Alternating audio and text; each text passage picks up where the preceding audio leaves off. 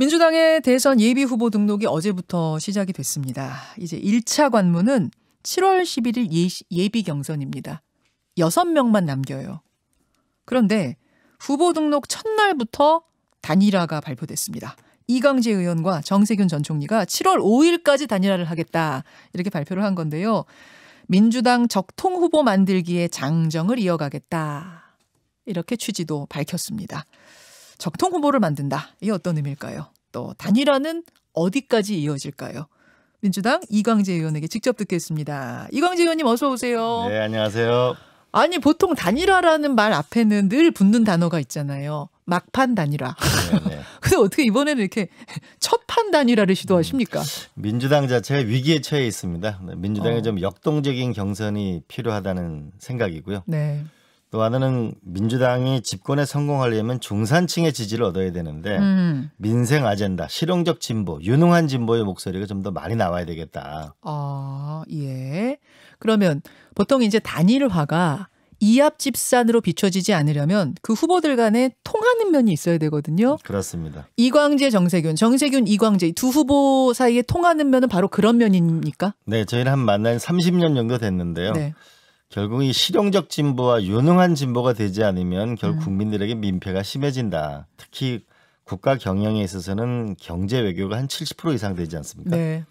저는 주로 미래와 우리가 또 실물 경제를 강조하는 그런 정세균 총리와의 단일화가 당의 안정감과 우리 중산층과 중소기업을 하는 분들에게 보다 좀 희망과 안정감을 줄 수 있겠다. 너무 집권당이 불안해서는 곤란하다. 또 우리가 중도 개혁 노선을 좀 확실하게 갈 필요가 있겠다 이겁니다. 아, 그 부분에서 두 분이 호흡이 맞았다. 네. 둘 중에 한 사람을 밀어도 괜찮겠다. 이렇게 합의 맞은 거예요. 네. 그 결국 누가 되느냐보다 중요한 것은 네. 결국 세상이 앞으로 전진하느냐가 중요한 거고 지금 국민들 살기 너무 힘들잖아요. 그렇죠. 국가는 잘 사는데 국민들의 삶이 너무 지금 지치고 피곤한 거죠. 일자리와 주택 문제 때문에 이때 좀 더 누가 되는가보다는 안정감 있는 나라를 만들어주는 게 중요하다. 미래로 가야 한다. 지금 나와 있는 후보 중에 어떤 후보는 좀 안정감이 떨어지는 불안해 보이는 후보들도 있습니까? 그건 국민들이 판단하시겠죠. 어제 이제 단일화 선언하면서 발표한 입장문 보니까 민주당 적통 후보 만들기에 장정을 이어가겠다. 이런 취지다 하셨어요. 민주당 적통 후보란 게 어떤 의미인가요? 적통이라는 게 따로 있는 건 아니고요. 결국 역사는 만들어가는 거라고 보는데요. 김대중 노무현 대통령 같은 경우는 중도 개혁 노선과 실용적 진보의 길을 분명히 가셨거든요. 네. 결국 지금 저는 중요한 것은 너무 이념적인 아젠다를 많이 내는 것보다는 국민들의 민생 아젠다, 일자리, 주택, 교육, 네. 보육, 우리가 더군다나 연세 드신 분이 많이 늘어났기 때문에 노후 복지까지 네. 좀 현실적인 우리가 민생에 천착할 필요가 있겠다. 아. 그런 실질적인 대안을 내는 후보가 중요한 것인지. 아니 근데 그 얘기는 다른 후보들도 다 하시는 것 같으세요? 네. 근데 결국 이런 거겠죠. 현실적으로 얼마나 현실성이 있느냐. 이념 지향성과 주장이 있는 거하고 예. 문제를 해결하는 능력이 있는 건 다른 거죠. 아. 저는 김대중 대통령이 했던 말 중에 무엇이 옳다고 주장하는 분은 시민단체로 가세요. 무엇을 해결하려고 하는 분은 정치권으로 오세요. 그런 말이 있었군요. 네네. 아, 뭘 해야 된다 주장만 할 거면 시민단체에 가서 외치시면 되고 네. 그거를 진짜로 행동으로 정치로 할 사람만 정치해라. 그렇죠. 네. 결국은 비판하는 건 쉬운데 사실 대안 만드는 건 그의 10배 이상 노력이 필요합니다. 그렇죠. 그럼 지금 나와 있는 후보분들 중에도 조금 그런 분들이 보이세요? 좀 구체화성이 좀 떨어지는? 그건 서로 저는 사람은 다 불완전한 존재입니다. 그래서 이번에 제가 꼭 하고 싶은 거는 2주일에 한 번씩 네. 대통령 후보들이 공동 공약을 발표하자. 그렇게 해서 모자이크처럼 우리가 만들어 세상에 대한 진단을 하고 네. 솔루션을 함께 내자. 왜냐하면 이제 1인 집권의 시대가 대한민국의 불행한 대통령의 역사를 가져왔다. 이제는 시스템으로 집권하는 나라를 만들어야 저는 전진할 수 있다고 봅니다. 뭐 다들 생각하고 있는 바니까 그냥 솔직하게 질문 드릴게요. 허심탄회하게. 반 이재명 연대, 즉 반 1위 연대라고 이거 얘기해도 되는 건가요? 저는 제가 이광재가 1등하면 반 이광재로 모여가지고 되겠습니까? 기본적으로 저는 선거 때 네거티브를 한 적이 한 번도 없습니다. 반 이재명 연대는 있을 수 없는 일이라고 생각합니다. 오히려 저는 정책을 중심으로 우리가 서로 협력하는 것이 네. 그리고 이것도 또한 너무 지나친 싸움보다는 네. 공동의 공약을 만들어내는 게 중요하고 저는 제가 대통령 후보가 되면 야당 후보라도 좋은 공약이 있으면 일치한 게 있으면 대통령 선거 전에 법으로 끝내고 말겠어요. 그럼 국민들은 손해를 안 보지 않습니까? 예. 지금은 우리가 누가 잘하나도 중요하지만 국가가 어떻게 더 잘 되는가도 네. 더 중요하다고 봅니다. 네거티브는 안 한다. 안 해왔다. 그런 네. 의미에서 뭐 반 이재명 연대 이렇게는 말하지 말아달라는 말씀이신데요. 그것도 자존심 문제이기도 하죠. 자존심 문제. 그건 또 무슨 말씀이세요? 누구를 반대하나요? 아니 결국은 근데 이번 경선은 예. 50대의 이광재 후보와 예. 50대의 이재명 지사의 불꽃 튀는 양자의 장점들이 있거든요. 저는 그 성장을 중요시하고 네. 이재명 지사는 기본 소득을 중요시하고 저는 중산층과 통합을 중요시하고 전통적인 지지층이 이재명 지사가 강하고 그런 서로 보완제적인 측면도 있고 나이는 50대 비슷하고 저는 그런 것이 역동적인 경선을 가져올 거다라고 보죠. 결국 마지막은 이재명 대 이광재, 이광재 대 이재명의 결선 투표가 될 것이다. 그게 가장 역동적이지 않을까요? 국민들이 가장 재밌어하고. 그럼 일단 정세균 전 총리는 제껴셔야 되네요. 제가 이번 경선에서 그 정세균 후보 총리와 단일화해서 제가 이겨야 되겠죠? 그러니까 그 말씀이신 거군요. 이기고. 자 그러면 이 단일화는 두 분의 단일화에서 그칩니까? 더 참 이 단일화에 참여하실 분들이 계세요. 뜻을 모을 분이 계세요. 일단 이번 단일화에 저는 집중하고 있습니다. 그러니까 결국은 우리가 저는 유연성을 갖는 것이 중요하지만은 사람이 일편단심도 중요하다고 봅니다. 그게 지금 무슨 말씀이시죠? 그 정세균 총리하고 예. 우리가 뜻을 같이 해서 예. 결국 우리가 유능한 진보의 길을 가자라고 하는 그 뜻이 중요하고요. 결국 경선 과정은 앞으로 굉장히 역동적일 수 있지 않습니까? 예. 제가 1등으로 갈 수도 있거든요. 그럼요. 뭐 다 열려 있죠. 지금이야. 그렇기 때문에 그래서 결국 정책적 연대가 중요하고 우리가 당장 이렇게 일자리 부동산 문제 때문에 온 국민이 지금 이렇게 네. 고통스러워하게 되면 거기서 솔루션을 누가 더 잘 냈으면 그 중심을 정책을 중심으로 우리가 결집하고 또 대안을 만드는 게 중요하지 누구를 줄 서오고 또 연대하고 저는 그건 별로라고 봅니다. 그렇죠. 제가 말씀드리는 건 정책연대 말씀이에요. 그렇습니다. 뜻이 모아서 정책적으로 함께 할 수 있는 후보. 왜냐면 워낙 지금 9분이나 계시니까 그렇습니다. 그런 후보들은 몇 분이나 되실까 가늠을 좀 해보셨을 것 같아서요. 글쎄 그것까지 생각 안 해봤습니다. 이낙연 후보도 어제 이 소식을 듣고 바람직하다 이렇게 입장을 내놓으셨더라고요. 이낙연 후보도 긍정적으로 보고 계시는 겁니까? 아직 그 만나보진 못했는데요. 글쎄요, 저는 앞으로 이제 경선에 들어가게 되면은 각자의 정책을 좀 그 발표할 거라고 보는데요. 우리 손흥민 선수는 축구 골을 잘 나야 연봉이 올라가잖아요. 네. 송가인 그분은 노래를 잘해야 되고. 네. 도대체 정치인은 뭘로 평가를 받는지.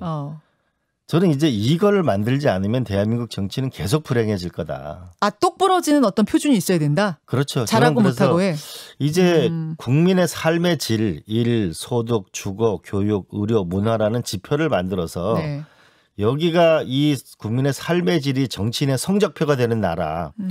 대통령부터 시장, 군수, 구청장까지 1등부터 300등을 매겨야 그래야 정치인들이 정신 차리고 일을 하지. 그렇지 않습니까? 등수를 쭉 매기자? 네. 그래야 저는 이게 정치혁명이자 정보혁신이자 재정혁명, 돈의 흐름도 그렇게 가는 거라고 보거든요. 예. 저는 이번 경선 과정에서 그래서 공통공약을 만들어낼 거고 이걸 대선 공약으로 만들어서 법안을 한 다음에 이제 성적순으로 정치인도 평가받자. 어느 날 유명해졌다고 대통령 후보 나오고 네. 그래서 또 열광했다가 찍고 나중에 실망하는 우리가 회사는 이익을 날고 고용하고 CSR을 해야 사장이 연임되는 거지 아니면 그렇죠. 쫓겨나는 거잖아요. 평가하죠. 예, 뭐 네. 노조에서도 평가하고 네. 하죠 직원들이. 이제 정치도 그 시대가 와야 합니다. 누가 평가 어떤 기준으로 하는 거예요?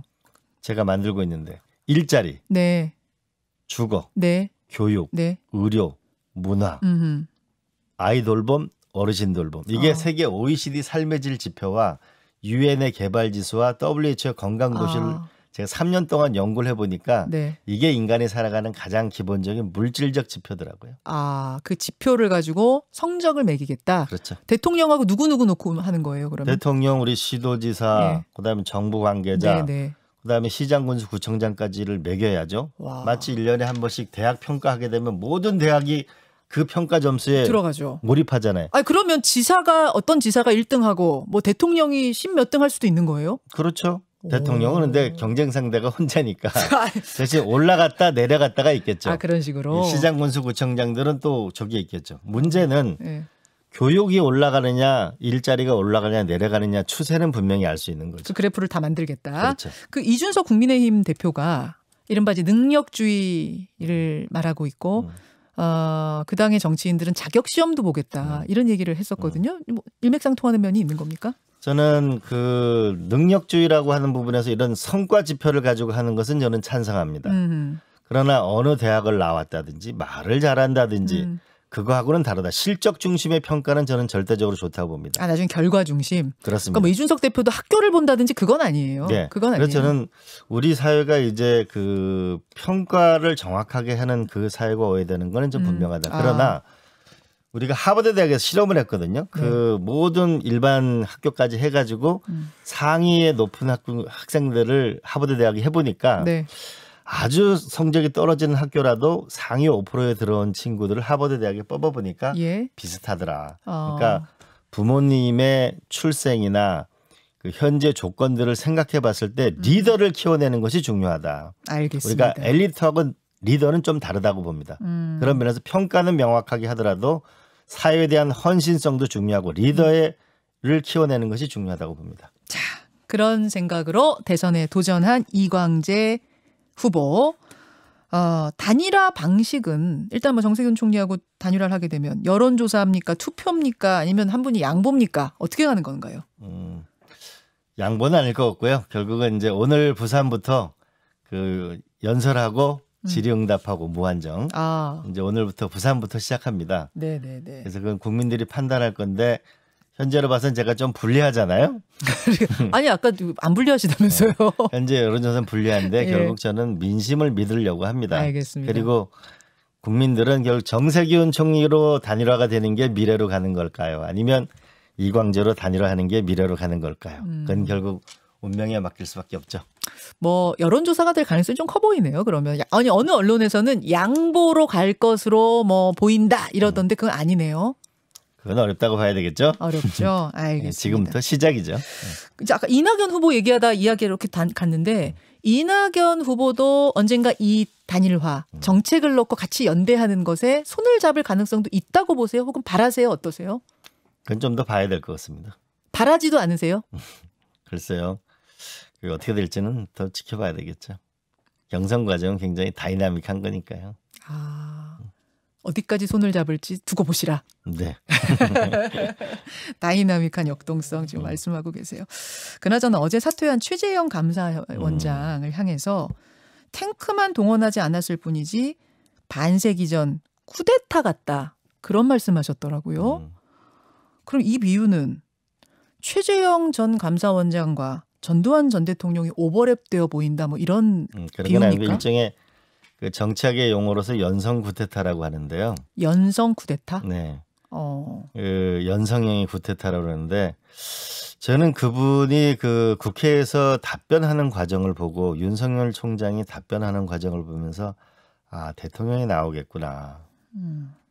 대통령이 나오지 않으면 저럴 리가 없다. 그러니까 옆에 있는 제 동료 의원들이 네. 에이 설마. 그게 어느 때였어요? 어느 답변 보고? 한참 전이에요. 일이었어요. 한참 전 어떤 국회에서 순간? 그 질의답변 시간이었는데요. 네네. 그 예결위 질의답변하고 나머지 상임위에서 질의답변하는 거 보고서 아, 윤 총장하고 저 최 원장이 대통령 선거에 나가려고 저러는구나. 그랬을 때 다들 그 아유 황당한 생각이라 그랬거든요. 근데 요새 저보고 안목이 있다고 그러더라고요. 근데 저는 이 굉장한 그 위기의식을 느끼는데 사실은 사정의 칼날을 준 거잖아요. 네네. 사정의 칼날을 줬는데 그 칼날을 결국은 현 정권에다 결국 심장에다 겨누는 거거든요. 지금 그렇잖아요. 그럼 앞으로 대통령은 인사를 과연 어떻게 할 수 있을 것인지 정권이 조금 민심에 조금 떠나게 되면 거기다 바로 이렇게 되면 점점 더 그럼 우리가 충성도 중심의 인사를 하게 되면 나라는 더 어려워지잖아요. 사실 열린 마음을 가지고 우리가 인사를 해야 되는데 네. 그러면 앞으로 이 국가 시스템은 어떻게 될 거냐. 사정기관은 점점 더 그러면 아마 그 몸조심을 하고 인사를 하게 될 거고. 그래서 저는 어떻게 보면 우리가 금도라는 게 있거든요. 적어도 이 정부에 내에서 인사된 인물이라면 네. 다음 정권이 끝난 다음에 그다음에 다른 당으로 가거나 보통 이렇게 해왔거든요.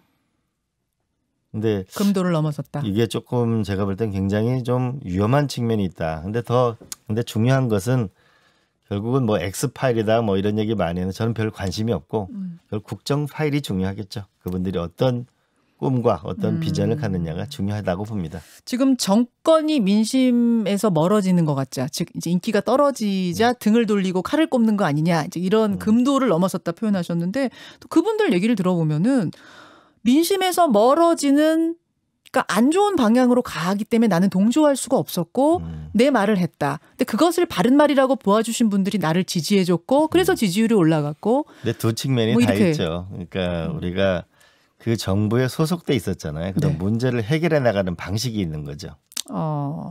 공격하는 방식이 있고 문제를 해결하려고 노력하는 방식이 있고 네. 라고 하는 거죠. 그런 면에서 우리가 충분히 문제를 개선하기 위해서 그럼 무엇을 제기하였는가 라고 하는 걸 우리가 생각해 봐야 되겠죠. 저는 그 윤 총장을 보면서 이제 이번에 국정 파일이 좀 그 기대돼요. 어떤 걸 가지고 나올지. 근데 어떤 청사진을 가지고 나올지. 네. 어쨌든 또 하나의 그 국민들의 지지를 갖고 있는 또 한 분이잖아요. 근데 그 조국 교수 이 수사를 하는 거 보면서 야, 그건 조국 그 장관 저건 대선 후보 라이벌 죽이기다. 전 너무 가혹하다. 아, 대선 후보 라이벌 죽이기다라고 생각하셨어요? 저는 당시에 그 조국 교수가 그 국민들의 눈높이에 맞지 않은 측면은 있죠. 예. 그러나 저걸 저렇게까지 과연 수사를 할 일인가? 아니, 라는 생각이 저는 많이 들었어요. 뭐 검찰에 대해 개혁을 하려고 하자 저러는 것이냐라는 이런 여당의 비판들은 있었습니다만 대선 후보 라이벌 죽이기라는 생각까지 그 당시에 하셨다고요? 네. 저거는 만약 우리가 조국 장관이 이런 사건에 휘말리지 않았으면 예. 한번 생각해 볼 만한 일이죠.